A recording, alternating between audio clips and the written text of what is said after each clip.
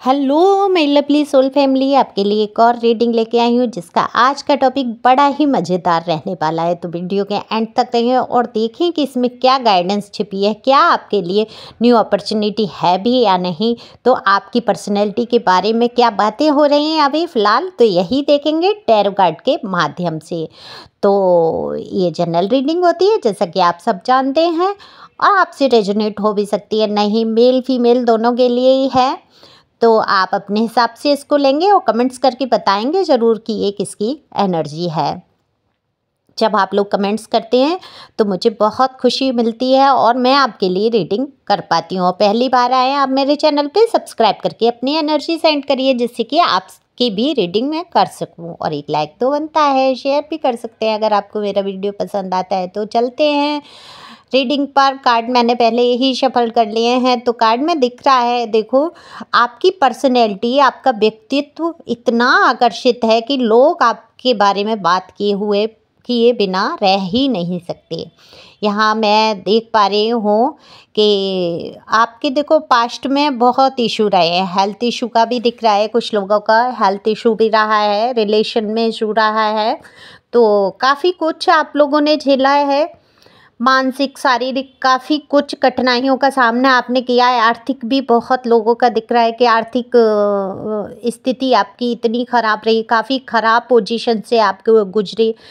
आपने कई रिश्तों को भी खोया, आपकी लव वन जैसे कई रिलेशन में ईश्वर की ये मर्जी थी कि वो आपसे दूर गए, यानी कि नहीं रहे। माता पिता या किसी भी रिश्ते को आपने खोया है, तो ये बड़ा आपको लॉस हुआ है पास्ट में। तो जो रिश्ते को आपने गंवाया है वो काफ़ी आपके दिल के करीब था। वो रिश्ता कोई भी हो सकता है, मैंने एक उदाहरण दिया, माता पिता, दादी दादा, लव वन, आपके जो हस्बैंड या लवर्स या जो भी रिश्ता रहा आपने जो गंवाया, वो काफ़ी दुखद स्थिति थी। लेकिन उसको गंवाने के बाद आप में जो मजबूती आई, आप कहीं ना कहीं पहले कमज़ोर पड़ जाते थे, किसी चीज़ से को लेके ज़्यादा सोच विचार करते थे। और कहते हैं ना कि जब हमें सहारा दिख रहा होता है तो हम कमज़ोर पड़ ही जाते हैं। तो कहीं ना कहीं उतने आप मजबूत नहीं थे जितने आज मजबूत हुए हैं। आपके इरादे बहुत मजबूत हुए हैं, तो आपकी पर्सनैलिटी, आपका व्यक्तित्व इतना ख़ास हो गया है। आप निखर के जो आए हैं, आपने जो दिखाया है कि आप के अंदर भी किसी बात की कमी नहीं है, तो उस बात की बातें हो रही हैं, चर्चा हो रही है आपके बारे में। और देखो ज़रूरी नहीं है हर बार आपकी चर्चा बुरी हो, और मैं ये कहती हूँ बुरी बातों पे ध्यान ही क्यों देना, क्योंकि कुछ लोग, ज़रूरी नहीं है सारे संसार में हमें सारे लोग बहुत प्यार करें, और ऐसा भी ज़रूरी नहीं है कि पूरे संसार में सारे लोग हमारी बुराई करें। तो कुछ अच्छे लोग हमें प्यार भी करते हैं, कुछ नेगेटिव लोग होते हैं वो हमसे प्यार नहीं भी करते हैं। तो ज़रूरी नहीं है सब हमें पसंद करें और सब ना पसंद करें। तो जो लोग भी आपको पसंद करते हैं मैं उनकी ही रीडिंग करूँगी।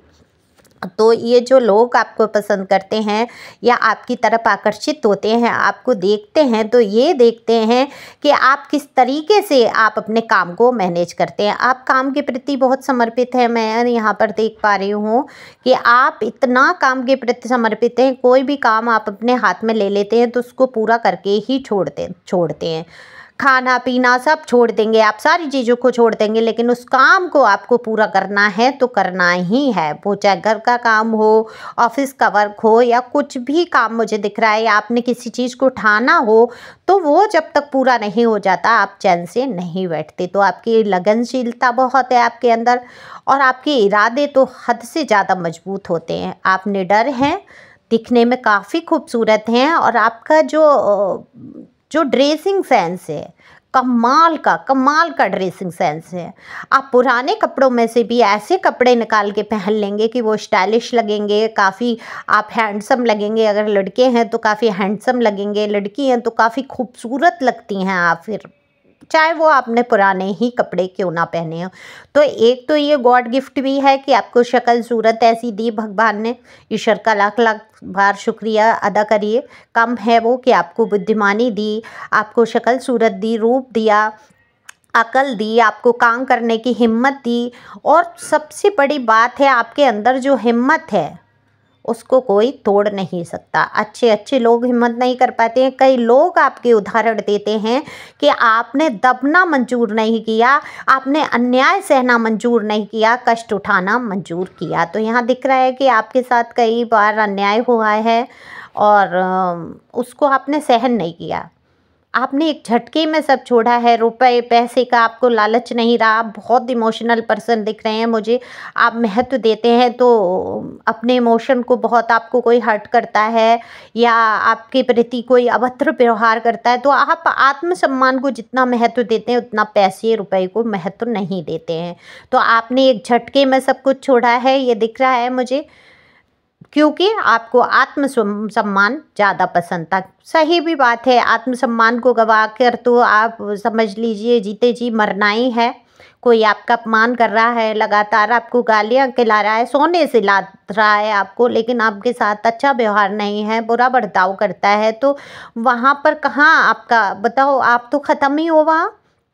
पल पल उल्टा सीधा बोला जाए, पल पल आपको घोट घोट के मारा जाए, पल पल आपको नीचा दिखाया जाए, और आप जैसे प्रतिभाशाली लोग इन चीज़ों में नहीं दबते हैं। कहते हैं ना कि आसान नहीं होता प्रतिभाशाली स्त्री से प्रेम करना, तो वही है। जब आपके अंदर इतनी प्रतिभा है, और ऐसा नहीं है स्त्रियों के ही अंदर प्रतिभा है, यहाँ पे पुरुषों का भी दिख रहा है कि काफ़ी आप इंटेलिजेंट हैं काफ़ी, और जो भी इमोशनल लोग हैं उनकी लाइफ में प्रॉब्लम तो आती हैं। अब आप कहेंगे क्या मैम इमोशनल होना गलत है?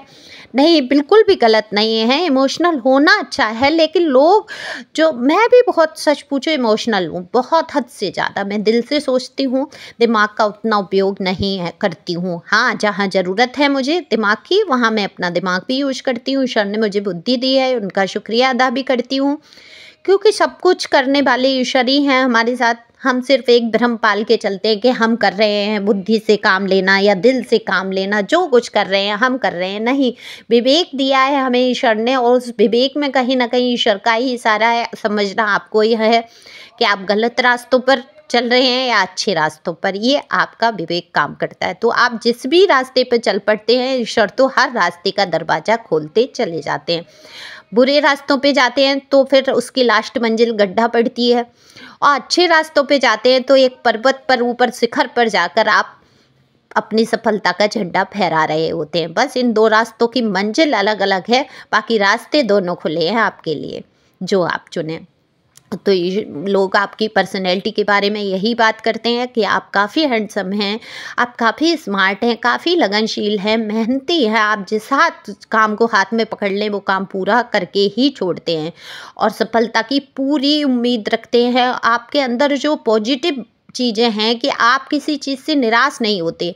ये नहीं कहते कि ये कैसे होगा, आप कैसे कर पाऊँगा, आप नहीं हो पाएगा, ये बिल्कुल भी आप नहीं कहते। आप हमेशा पॉजिटिव रहते हैं और सोचते हैं कि ये होगा ही होगा। तो इतना आपके अंदर अगर आ जाता है, और दिख रहा है आप काफ़ी व्यवहारिक हैं, तो व्यवहार की भी चर्चा होती है, लोगों से अच्छा व्यवहार करना, सम्मान देना, प्यार से बात करना, प्यार देना। आपके जीवन में मुझे दिख रहा है कुछ आपके लिए नए रिश्ते ऑफर में आ रहे हैं। तो एक गाना भी है, आपने फिल्म का देखा होगा कि तेरा ध्यान किधर है, तेरा हीरो इधर है। आप कहीं और ध्यान लेकर चल रहे हैं, लेकिन आपके लिए जो इंसान सोच रहा है वो यही सोच रहा है कि तेरा ध्यान किधर है। तो आपके लिए जो इंसान है, आप ध्यान दीजिए कौन प्रपोजल लेके आ रहा है, कौन नया व्यक्ति है। काफ़ी अच्छा व्यक्ति मुझे दिख रहा है, जो शांत स्वभाव से, काफ़ी अच्छा, आपकी पर्सनैलिटी से बहुत इम्प्रेस हुए हैं, वो काफ़ी पसंद कर रहे हैं आपको, और आपसे दोस्ती का हाथ बढ़ाना चाहते हैं। तो आप चाहें तो उनकी दोस्त बन सकते हैं, क्योंकि अच्छा इंसान दिख रहा है मुझे कार्ड में, अच्छे हैं, तरीके हैं उनके अंदर, तो आपके साथ अच्छा व्यवहार रहेगा। अगर आप प्यार में नहीं पड़ना चाहते तो कोई ज़रूरत नहीं है, लेकिन हाँ, अगर आप दोस्त बनना चाहते हैं तो बन सकते हैं। तो ये आपके लिए न्यू अपॉर्चुनिटी दिख रही है मुझे। जॉब के लिए जो लोग प्रयास कर रहे हैं उनके लिए जॉब का भी ऑफ़र आने वाला है। आपके ऑफिस में आपकी पर्सनैलिटी के बारे में काफ़ी बातें हो रही हैं, और सारी बातें पॉजिटिव हो रही हैं, क्योंकि आप इतनी मेहनत, इतनी लगन से, सारी तरफ से ध्यान हटाकर आप सिर्फ अभी इस टाइम काम में जुटे हैं। आपके पास टाइम नहीं है ये सोचने का कौन क्या चाहता है, कौन क्या किया, किसने क्या करने वाला है, ये बिल्कुल भी आप नहीं सोच पा रहे हैं, क्योंकि आपने अपने आप को काम में झोंक दिया है। अपनी तरफ ध्यान भी दीजिए, अपनी पर्सनैलिटी को और निखारिए, आगे बढ़ते रहिए। Thank you for watching my channel. Thank you.